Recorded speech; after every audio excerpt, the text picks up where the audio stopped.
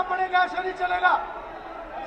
मंगलवार को हरियाणा विधानसभा की कार्यवाही के दौरान खूब हंगामा देखने को मिला।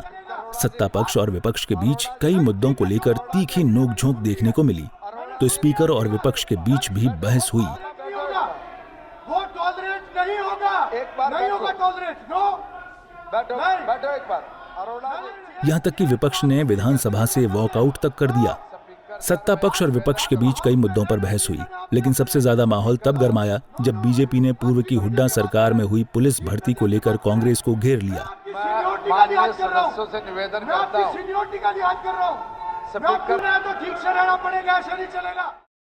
दरअसल 2008 में हुड्डा सरकार के कार्यालय में पुलिस की भर्ती हुई।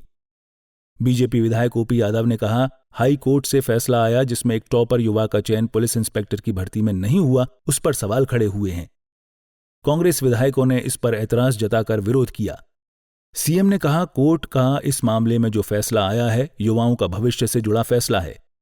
सीएम ने कहा, कोर्ट ने कहा है टॉपर बच्चे के एग्जाम में फ्लूइड लगाया गया है, उसके भविष्य को खराब किया।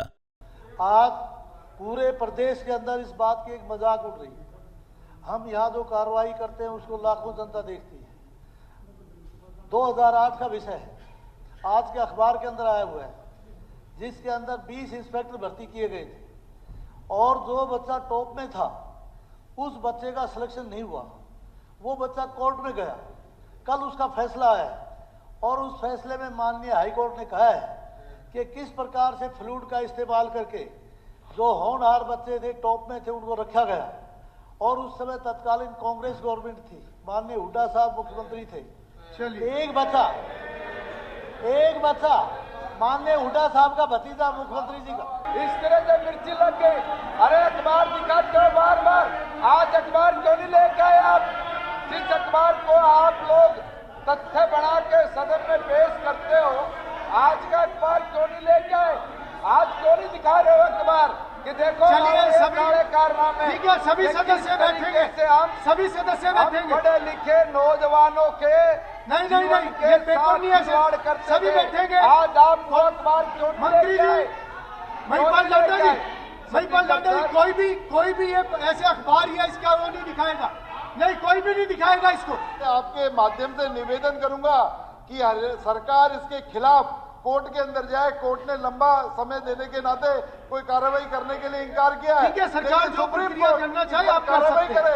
ये बहुत बच्चों के भविष्य का मुद्दा है, खिलवाड़ हुआ है, उनके हितों की रक्षा के लिए सरकार सुप्रीम कोर्ट के अंदर जाए। वहीं मुख्यमंत्री ग्रामीण आवास योजना के तहत गरीबों को घर दिए जाने को लेकर कांग्रेस के विधायक शीशपाल कहरवाल ने सत्ता पक्ष से सवाल किए, तो सीएम नायब सैनी और मंत्री महिपाल ढांडा ने जवाब दिया। सीएम ने कहा कि मकान देने की गारंटी पीएम नरेंद्र मोदी की है और वो पूरी की जा रही है।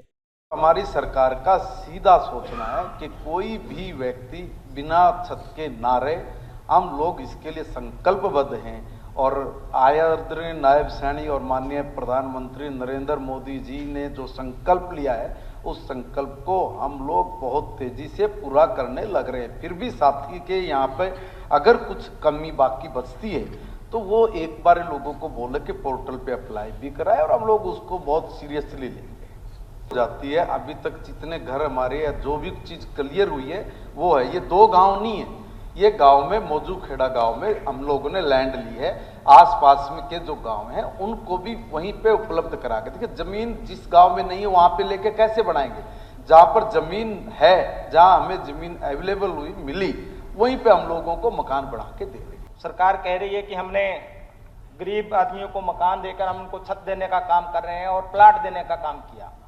तो मैं आपको ये बताना चाहूँगा और आप भी मुझे कृपया करके बताइए कि जो मकान है, आपने तो कहा था कि 2022 तक सबको छत मिल जाएगी, वो नहीं मिली। जो आपने आंकड़े दिए हैं, मेरे पास आंकड़े दिए हैं, मैं आपको बताना चाहूँगा कि वो 2023-24 के लिए आपने 1240 घरों की स्वीकृति दी है और 24-25 के लिए 2445 की। सर मैं आपसे पूछना चाहता हूं, क्या 2240 घर अगर पूरे हरियाणा में 6600 से ज्यादा गांव हैं, 5-6 गांव के पीछे एक घर आता है, कैसे गरीब आदमी को घर मिलेगा? मंत्री जी ने बहुत डीपली इसके ऊपर जवाब दे दिया। 20 तारीख को जो हमारे लगभग 70,000 के करीब में ऐसे बेनिफिशियरी हैं जिन्होंने रजिस्टर्ड किया था, उनको वेरीफाई कर लिया है। वेरीफाई करके उनके खाते के अंदर 20 तारीख को 150 करोड़ रुपया एक किस्त उनके खाते में सभी के चली जाएगी, कोई नहीं बचेगा। अगर आपके पास कोई ऐसा है तो आप उसका रजिस्ट्रेशन कराइए, हम उसको वेरीफाई करते हैं।